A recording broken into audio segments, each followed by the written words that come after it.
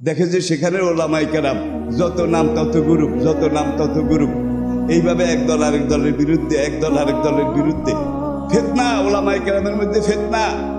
তখন সেখানে মানে দেখতে পাচ্ছি যে আলেম ওলামা তারা একজন আরেকজনের বিরুদ্ধে, একদল আরেক দলের বিরুদ্ধে। এতে আমরা কোথায় গিয়ে পৌঁছতেছি? দেখুন, চেঙ্গিস খানের নাতি বর্বর হালাকু খান যখন গোবি মরুভূমি পার হয়ে তার দল বল নিয়ে ঐতিহাসিক বাগদাদ নগরী এটাকে আক্রমণ করল। আপনারা জানেন পুরো বাগদাদ নগরী, যেখানে কস্টে আবিয়াস, হোয়াইট হাউস, যেখানে দারুল হিকমা, বাগদাদের সায়েন্স ল্যাবরেটরি, যে ল্যাবরেটরি থেকে সেই সোনালী যুগ কুরুনে সালাসা 3 প্রজন্মের পরে তাবিন, তাবে তাবিন, এরপরে আইম্মা, মুহাদ্দিসিন, মুহাক্কিকিন, মুতাকাদ্দিমিন, মুতাআখিরিন, সলফে সালেহিন, এই বংশ পরম্পরায়, কাল পরম্পরায় কত ইসলামী বিশেষজ্ঞ আজকে ইউরোপ স্বীকার করে আমাদের আজকের উন্নতি, আমাদের জ্ঞান বিজ্ঞান আবিষ্কার, সব কিছুর পিছনে মুসলমান, ইসলামের মুসলমান গবেষকদের কাছে আমরা চিরঋণী। এই ঋণ কোনোদিন আমরা শোধ করতে পারবো না। তারা এই যে যখন বুশ এই বাগদাদ দখল করেছিল, ইরাক, বুশ তখন বাগদাদ নগরী এটাকে অগ্নিসংযোগ করে হালাকু খানের মতো আবার এইভাবে বরবাদ করা হয়েছিল। এখন হালাকু খান গোবি মরুভূমি পার হয়ে যখন বাগদাদ নগরী সব মেসাকার করে দিল, সেখানে গিয়ে হালাকু খান যেই মতবাদগুলো পেয়েছিল, সুন্নি, শিয়া, কাদরিয়া, জবরিয়া, জাহামিয়া, মুতাজিলা, সুফিস্তাইয়া, আরো আছে, আমি 7টা নাম বললাম। দেখে যে সেখানে ওলামায়ে কেরাম, যত নাম তত গ্রুপ, যত নাম তত গ্রুপ, এইভাবে একদল আরেক দলের বিরুদ্ধে, একদল আরেক দলের বিরুদ্ধে ফিতনা, ওলামায়ে কেরামের মধ্যে ফিতনা। তখন সেখানে বাগদাদ নগরী মেসাকার করার পরে সব একবারে বাদশাহ, মন্ত্রী, মিনিস্টার তাদেরকে কচুকাটা করার পরে এইবার মৌলবীদেরকে ধরেছে, ধরে একাধারে 40,000 আলেম। সেই যুগের আলেম কিন্তু এই যুগের আলেমের চাইতে সেই যুগের একজন আলেম আর এই যুগের 100 লক্ষ আলেম এক পাল্লায় দিলেও সেটা সমান হবে না। কিন্তু তারা একদল আরেক দলের বিরুদ্ধে ফতুয়াবাজি, একদল আরেক দলের বিরুদ্ধে ঘৃণা, ধিক্কার, কাদা ছড়াছড়ি, এগুলোর মধ্যে লিপ্ত ছিল।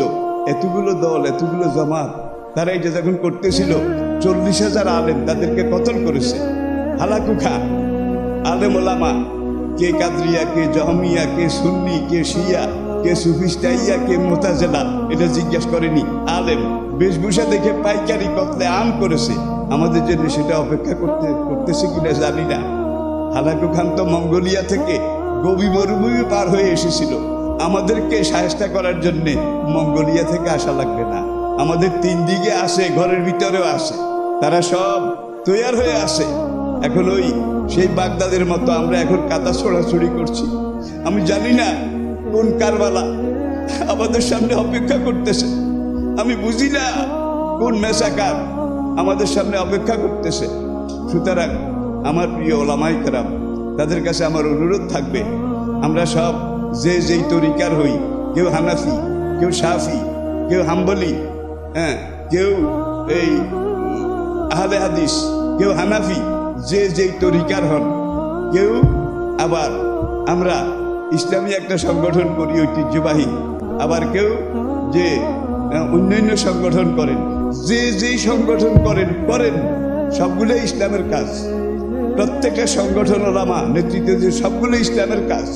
কাদা ছোড়াছুড়ি যা যদি আমরা বন্ধ করে এক হয়ে যেতে পারি, এই বাংলাদেশের ঐক্যমতের ওলামায়ে কেরামের একটা ডাক জাতি কিন্তু তৈরি আছে। আমরা ঐক্যমতের ভিত্তিতে ডাক দিতে পারছি না। ডাক দিয়ে ঐক্যমতের ভিত্তিতে ডাক দিলে দলমত নির্বিশেষে সব মানুষ আপনাদের পিছনে চলে আসবে, এই ব্যাপারে কোনো সন্দেহ নাই। 2-4টা মুনাফেক ছাড়া, 2-4টা মুনাফেক ছাড়া সব পুরা জাতি আপনাদের পিছনে চলে আসবে। কিন্তু এখন যেটা সময়ের দাবি, সেটা হলো হয় আমরা মেসাকার হয়ে যাব, 3 দিকের দুশ্মন আর ঘরের ভিতরের দুশ্মন, তারা সবাই মিলে আমাদেরকে কচু কাটা করবে, মেসাকার করবে, বাগদাদের চাইতেও আরো জঘন্য অবস্থানে আমাদেরকে ফেলে দেবে। আমরা কি সেটার জন্য অপেক্ষা করব? পাগলও তো নিজের ভালো বুঝে, পাগলও তো নিজের ভালো বোঝে। কোনো পাগল কি হেঁটে হেঁটে আগুনে ঢুকেছে, কাটার বনের কাটা জঙ্গলে ঢুকেছে, আজ পর্যন্ত কেউ দেখেননি। সে নিজের সেফটি সিকিউরিটি এটা ভালো বুঝে। কিন্তু আমরা পাগলের চাইতে আরো উন্মাদ হয়ে গেছি। নিজেদের সেফ সিকিউরিটি, নিরাপত্তা কোন পথে আসবে? নিরাপত্তা একটা পথেই আসবে, সেটা হলো আমরা একমত হয়ে যাই। ইখতিলাফ সাহাবায়ে কেরামের মধ্যে ছিল, আইম্মাদের মধ্যে ছিল, এই জন্য মযহাব চারটা হয়েছে। চারটা মযহাব আহলে হক, এই ব্যাপারেও সবাই একমত। আজকে বাংলাদেশে তো ইসলামী দল সংগঠন আছেন, সবাই আহলে হক। আমরা কারো বিরুদ্ধে কোনোদিন বলি না, আমরা বলি না, সবাই আহলে হক। আসুন তাআলাও এলা কালামাতিন সাওয়াইন বাইনানা ওয়া বাইনাকুম, আল্লাহই তো আমাদেরকে শিখিয়ে দিয়েছেন যেই মতের যে পথের প্রতীক হও। আসো বৃহত্তর একটা ব্যাপারে ইত্তেফাক মা ইখতিলাফ, কোনো ব্যাপারে ইখতিলাফ আছে, থাক ইখতিলাফের জায়গায় থাক, আগে ইসলাম রক্ষা করি, আগে আমরা আল্লাহর পথে এগিয়ে যাই। ইখতিলাফের ব্যবস্থা আমরা পরে করব। এমন একটা মন মানসিকতা নিয়ে, বিশাল মহাসাগরের মতো একটা মন মানুষ নিয়ে, অন্তরকে বড় করে আমরা দিনের দায়ী হিসেবে দায়িত্ব পালন করে যাই। পুরা ওলামায়ে কেরাম তাদেরকে ঐক্যবদ্ধ করার চেষ্টা করি। আর এই মুহূর্তে হয় আমরা ঐক্যবদ্ধ হব, না আমরা মেসাকার হব। এই দুইটার মাঝখানে আর কোনো বিকল্প নেই। এখন আমরা কি মেসাকার হব, নাকি আমরা দিন কায়েমের সিপাহী হিসাবে শাহাদাত বরণ করব? এখন আপনি যদি হাসতে হাসতে দুশ্মনের সামনে গলা পেতে দেন, আপনি শহীদ হবেন না, এত সস্তা নয়। মোকাবিলা করতে করতে যদি মারা যান, তাহলে আপনি শহীদ। তাইলে আমরা দেশ খারাপ, সময় খারাপ, জান বাঁচান ফরজ, এই কথা বলে যদি আমরা আমাদের দায়িত্ব অনুভূতি এটা না বুঝি, ইন্নাল মুনাফিকিনা ফি দারকিল আসফালি মিনান নার, আমরা কোথায় গিয়ে উপনীত হব এটা আমরা বুঝতে পারি না এখনো। আল্লাহ পাক আমাদেরকে বোঝার তৌফিক দান করুন। সারা দুনিয়ার ওলামায়ে কেরাম, বিশেষ করে বাংলাদেশের বর্তমান প্রেক্ষাপটে ওলামায়ে কেরাম তাদেরকে এক কাতারে আসার মতো তৌফিক, যোগ্যতা, সৎসাহস, মানসিকতা আল্লাহ পাক দান করুন। এই দোয়া করে আমি আমার সন্তানদেরকে, আমার ছেলেদেরকে, আপনাদেরকে, আমার দ্বীনী ভাইদেরকে আবারও আমি দোয়া করি, আল্লাহ পাক আপনাদেরকে হায়াতে তাইয়্যিবা দান করুন, আল্লাহ পাক আপনাদেরকে সহিহ ইলম দান করুন, আল্লাহ পাক আপনাদেরকে পুরো জাতি তাদেরকে ঐক্যবদ্ধ করার জন্য এক হয়ে ডাক দেওয়ার মতো তৌফিক দান করুন। আমরা তো এখন বিয়োগের খাতায়, আশা ভরসা আপনারা, আপনাদের একটাই কাজ হবে ওলামায়ে কেরামের ঐক্য। এইটাকে প্রথম আপনারা ভিত্তি তৈরি করেন। আলহামদুলিল্লাহ, এইভাবে যদি আমরা তৈরি করে এগিয়ে যেতে পারি, তাহলে আল্লাহ সাহায্য আমাদের জন্য অবধারিত হয়ে যাবে। আর খোলাফায়ে রাশেদার যুগ গেছে, 30 বছর রাজতন্ত্র গেছে। রাজতন্ত্রের পরে নবী বলছেন মুলকান জাবাবেরা, স্বৈরাচার আসবে, স্বৈরাচার এসেছে।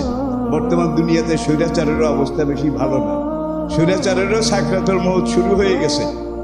স্বৈরাচারের পরে সুম্মা তাকুনু খিলাফাত আলা মিনহাজিন নবুয়ত, স্বৈরাচার যাবে, ইসলাম আসবে, নবীজির কথা। সুতরাং আমরা যদি সহযোগিতা করি তাহলে ইসলাম আসবে, আর যদি সহযোগিতা না করি তাহলে ইসলাম আসবে, আর যদি বিরোধিতা করি তাহলে ইসলাম আসবে। আর যদি বলি দেশ খারাপ, সময় খারাপ, জান বাঁচানো ফরজ, কচ্ছপের মতো হাত পা গুটিয়ে বসে থাকি, তাহলেও ইসলাম আসবে। নবী বলে গেছেন, কোনো ভুল নেই। আল্লাহ পাক আমাদেরকে আজকে পুরা দুনিয়াতে বিশ্বব্যাপী ইসলামী বিপ্লবের যে শোবে সাদেক আজকে যেটা উদ্ভাসিত হয়েছে, সেই শোবে সাদেকের ইসলামের বিজয়ের মিছিলে সামিল হওয়ার মতো তৌফিক, সৎসাহস, সৌভাগ্য দান করুন।